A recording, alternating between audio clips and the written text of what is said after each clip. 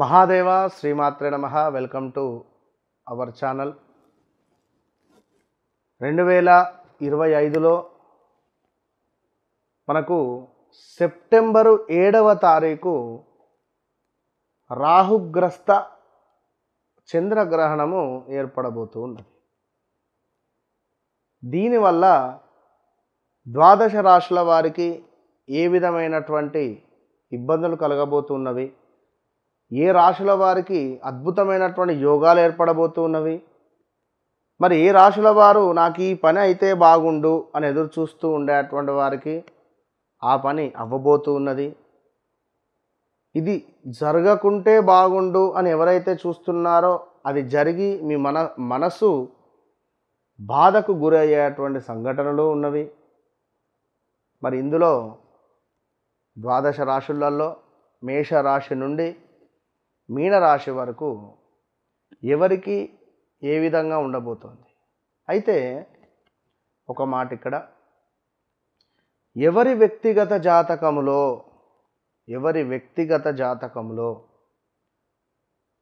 లగ్నంలో రాహువు చంద్రుడు కానీ, సప్తమంలో రాహువు కేతువు కానీ,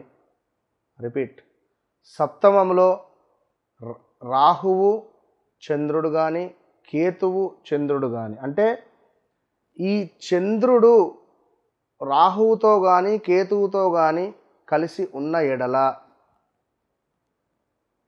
ఎవరికైతే 11వ భావంలోనో లగ్నాతో 7వ భావంలోనో 9వ భావంలోనో, 9వ భావంలో ఉంటే రాహువు చంద్రుడు తండ్రికి సంబంధించినటువంటి ఇబ్బందులు, తండ్రికి సంబంధించినటువంటి కొంత ఆరోగ్య సమస్యలు అధికంగా మనకు ఆ సందర్భాలలో వస్తాయి. అంటే మీ జాతకంలో ఏర్పడే సందర్భం. అదేవిధంగా శని చూపు గనుక, శనైశ్వరుని యొక్క చూపు ఈ రాహువు చంద్రుడు కలిసి ఉన్నటువంటి ఇంటిపై ఉన్న, లేదా సూర్యుని యొక్క దృష్టి ఉన్న విశేషమైనటువంటి విపరీతమైనటువంటి ఆందోళనలు, ఒక సూసైడ్ అటెంప్ట్ చేసేటువంటి ధైర్య సాహసాలు, అంటే వీరేంది అంటే ఇలాంటి వారు కొన్ని ఓర్చుకోలేరు, కొన్ని తట్టుకోలేరు. మరి ఇట్టి సందర్భాలలో విశేషమైనటువంటి రాశుల వారు, ఏ రాశుల వారికి ఏ విధమైనటువంటి ఇబ్బందులు తెచ్చిపెడుతుంది, ఏ రాశుల వారికి మరి గోచార రీత్యా మీకు ఒకవేళ మీ జాతకంలో ఈ విధంగా రాహువు చంద్రుడు కలిసి ఉన్న ఎడల, మరి ఈ గోచారంలో కూడా రాహుగ్రస్త చంద్రగ్రహణం ఏర్పడబోయే సందర్భంలో మరి ఏం ఫలితాలు ఉండబోతున్నాయి, ఏ రాశుల వారికి సూసైడ్ అటెంప్ట్స్ థాట్స్ వస్తున్నాయి, ఏ రాశుల వారికి మానసికంగా సూసైడ్ చేసుకుంటారు. శారీరకంగా వేరు, మానసికంగా వేరు. బాగా గుర్తుంచుకోండి. మానసికంగా మనిషి మనసు చచ్చిపోయింది అనుకో ఒక వ్యక్తిపై, వాడిని చూడని కూడా చూడడు. మరి అలాంటి పరిణామాలు ఏ రాశుల వారికి ఉన్నవి. రెండో విషయము డబ్బు.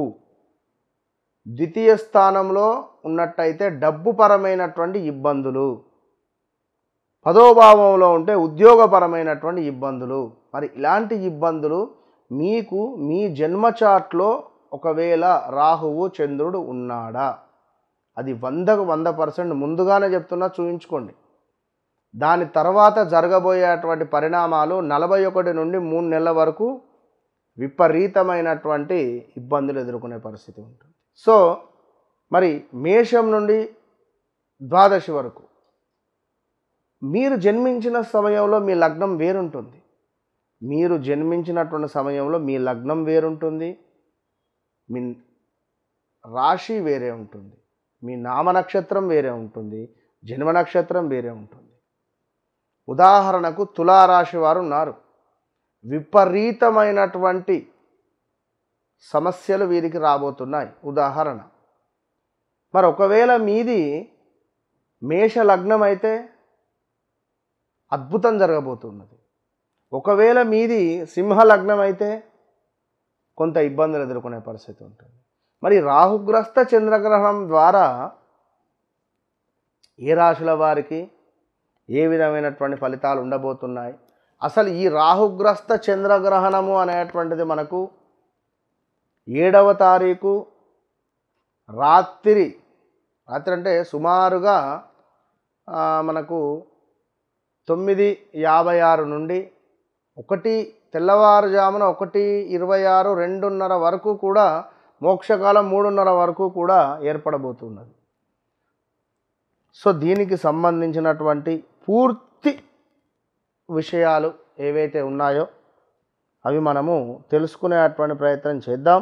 రాహుగ్రస్త చంద్రగ్రహణం మనకు 9:56కు మొదలై మధ్యకాలము 11:41కి అవుతూ మోక్షకాలము 1:26కు ముగింపు. మరి గ్రహణ పుణ్యకాలము 3:30 అంటే 8వ తారీఖు. సో మనకు భాద్రపద మాసంలో చక్కగా ఆదివారం రోజు 7వ తారీఖు మొదలై సోమవారం రోజు తెల్లవారుజామున మనకు 1:30 2 అయిపోతుంది. మరి దీనికి సంబంధించి ఏ రాశి వారికి ఎట్లా ఉంది అనేటువంటి స్పర్శ మోక్ష కాలములను బట్టి 12 రాశుల వారికి సంబంధించినటువంటి గ్రహణ ఫలములను చూద్దాం. చిట్ట చివరిది మీనరాశి. మీనరాశి వారికి ఈ యొక్క రాహుగ్రస్త చంద్రగ్రహణము అనేటువంటిది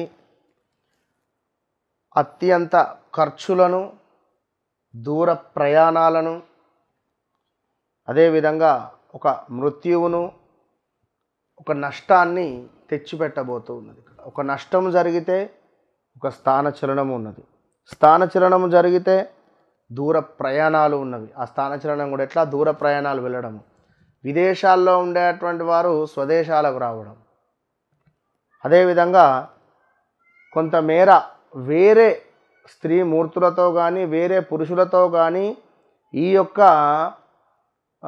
మనకు ఎవరైతే మనకు మీనరాశి వారు ఉన్నారో, ఇల్లీగల్ అఫైర్స్ పెట్టుకున్నారో ఇవన్నీ బయటపడడం కానీ, ఇవన్నిటికి సంబంధించినటువంటి విషయాలు ఏమైనా మీ భార్యకు తెలవడం కానీ లేదా ఇంట్లో తెలవడం కానీ, ఇలాంటివి ఎన్నెన్నో ఇబ్బందికరమైనటువంటి సంఘటనలు రాబోతూ ఉన్నవి. ఎట్ ద సేమ్ టైం ఎవరైతే ధర్మంగా ఉంటారో, ధర్మాన్ని ప్రచారం చేస్తున్నారో వారికి ఒక మోక్షాన్ని నారాయణుడు ఇస్తున్నాడు అనేటువంటి విషయాన్ని గమనించుకోండి. సో మృత్యు ప్రాప్తి కూడా ఉంది, తప్పకుండా గమనించుకోండి. ఇట్టి రాహుగ్రస్త చంద్రగ్రహణం ద్వారా 12 రాశుల వారికి మంచి చెడు ఉన్నది కనుక ఇది గమనించుకోండి. మీనరాశుల వారికి కొంచెం ఖర్చులు అధికంగా పెరగబోతూ ఉన్నవి. At the same time hospitalised డబ్బు ఖర్చు అయ్యేటువంటి పరిస్థితి కూడా ఉంది. ఇవన్నీ చూసుకుంటూ చక్కగా అమ్మవారి సేవ చేసుకుంటూ ముందుకు వెళ్ళండి, మంచి ఫలితం ఉంటుంది. All the best. రాబోయే సెప్టెంబర్ 7వ తారీఖు మరి ఆదివారం రోజు రాహుగ్రస్త చంద్రగ్రహణం. ఈరోజు నాడు మన దత్తాత్రేయ స్వామి యొక్క పీఠములో, దత్తపీఠములో విశేషంగా దత్తాత్రేయ స్వామి యొక్క మూలమంత్ర హోమము, అంటే గురు బలానికి, ఎట్ ద సేమ్ టైం సర్ప సూక్తము, at the same time Durga సూక్తము, దీంతో పాటుగా ఏకాదశ రుద్రపారాయణము చంద్రుని కోసము. మరి ఇట్టి కార్యక్రమము, ఇట్టి హోమాలలో ఎవరైనా పరోక్షంగా పాల్గొనేటువంటి వారు మీ గోత్రనామాలకై సంప్రదించండి. తప్పకుండా మీ యొక్క గోత్రనామాలపై ఈ యొక్క 7వ తారీఖు రాబోయే రాహుగ్రస్త చంద్రగ్రహణము నుండి చక్కటి ఫలితాన్ని పొందాలి అని మనస్ఫూర్తిగా కోరుకుంటూ, సెప్టెంబర్ నెలలో ఆదివారం వచ్చేటువంటి రాహుగ్రస్త చంద్రగ్రహణము చంద్రుడు రాహువుతో కలిసి ఉండడము, రాహుగ్రస్త చంద్రగ్రహణము, కేతువుతో కలిసి ఉంటే కేతుగ్రస్త చంద్రగ్రహణము. మరి ఇట్టి సమయాలలో ఎవరి జాతకంలో కూడా రాహువు చంద్రుడితో కానీ కేతువుతో కానీ కలిసి ఉన్నట్టయితే ఈ యొక్క చంద్రుడు ఈ రెండు గ్రహాలతో ఎవరితో కలిసి ఉన్నా కూడా మనకు ఇబ్బంది. కనుక గోచారంలో ఇప్పుడు రాహుగ్రస్త చంద్రగ్రహణం రాబోతున్నది. ఒకవేళ మీ జాతకంలో ఉన్నా కూడా ఇబ్బందే. కనుక మరి మన ఆధ్వర్యంలో 7వ తారీఖు చక్కగా 9:30కు జపాలు మొదలవుతాయి. రాహువు కేతువు చంద్రుంది. ఎట్ ద సేమ్ టైం 8వ తారీఖు ఉదయాత్పూర్వము హోమాది కార్యక్రమాలు ఉంటాయి. విశేషంగా రాహువుకు దుర్గా అమ్మవారు, కేతువుకు గణపతికి సంబంధించింది, చంద్రునికి సంబంధించినటువంటిది ఈశ్వరునికి సంబంధించినటువంటిది, అదేవిధంగా రుద్ర హోమాలు కూడా చేసే పరిస్థితి ఉంటుంది. కనుక ఇట్టి కార్యక్రమంలో 12 రాశుల వారందరూ పాల్గొనండి. చంద్రుడు మనస్సుకు కారకుడు, డబ్బుకు కారకుడు, మాతృకు కారకుడు, ఇంటికి కారకుడు, గృహానికి కారకుడు. కనుక ఇట్టి చంద్రుణ్ణి చక్కగా ప్రసన్నం చేసుకోండి. ఇట్టి కార్యక్రమంలో పాల్గొనండి. పరోక్షకంగా కూడా పాల్గొనండి. All the best.